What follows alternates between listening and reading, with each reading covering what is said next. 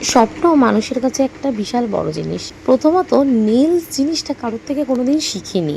আমার মতে প্রত্যেকটা জিনিস শেখার জন্য একটা গুরু অবশ্যই প্রয়োজন।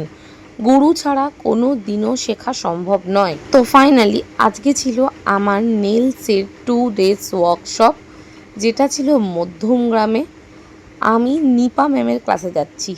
নিপা ম্যামকে কলকাতার কম বেশি সবাই হয়তো চেনে।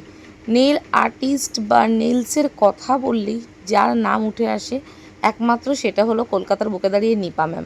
নিপা ম্যামের কাছে ক্লাস করাটা একটা স্বপ্ন ছিল আমার, কিন্তু পরিস্থিতি ও অর্থের অভাবে সেই কোর্সটা আমি জয়েন করতে পারিনি। ফাইনালি আমি নেমে গেছি মধ্যমগ্রাম স্টেশন। আর এখানে কত নিচ দিয়ে প্লেনগুলো যায়। অ্যান্ড ফাইনালি আমি ম্যামের স্টুডিওতে পৌঁছে গেছি। আমি গিয়ে দেখলাম এখানে অনেক স্টুডেন্ট চলে এসছে।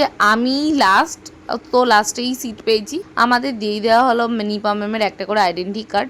আর ম্যাম ফাইনালি এন্ট্রি নিল। তখন মনে হচ্ছিল সত্যিই স্বপ্ন পূরণ হলো। ম্যাম ভীষণ গণপতির ভক্ত, সেই কারণে পুজো করে নিচ্ছিল। তারপরে ক্লাস শুরু করা হলো। তারা স্টুডিওতে আমি শুধু দেখছিলাম ম্যামের কাজগুলো, কি যে অসাধারণ। সত্যি কি করে এগুলো বানায় আমি না কোনো দিন বানাতে পারি না, মানে লাখো চেষ্টা করলেও পারি না। এগুলো ম্যাম যেন চুটকিতে বানিয়ে দেয়। আমাদের ক্লাস শেষ হয়েছিল প্রায় 6:30। ওখান থেকে বেরিয়ে আমি একটু মুড়ি খেয়ে ভীষণ ঝাল লেগে গেছিল। তো নেক্সট দিন আবার দেখা হচ্ছে। টাটা।